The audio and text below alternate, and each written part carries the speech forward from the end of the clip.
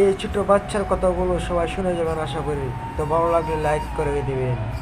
ওই দিক থেকে চিল্লাইবে হালমিম মাজিদ হালমিম মাজিদ ও আসমানের মালিক, আপনি তাড়াতাড়ি আমার বেনামাজি গুলার আমার পেটের ভিতরে দেন।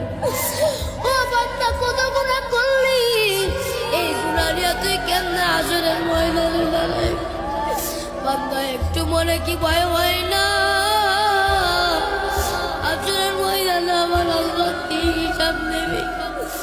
আমার আল্লাহ ডাকতে কয়, আমি আল্লাহ আসরের ময়দানে সর্বপ্রথম তোর নামাজের হিসাব নেব।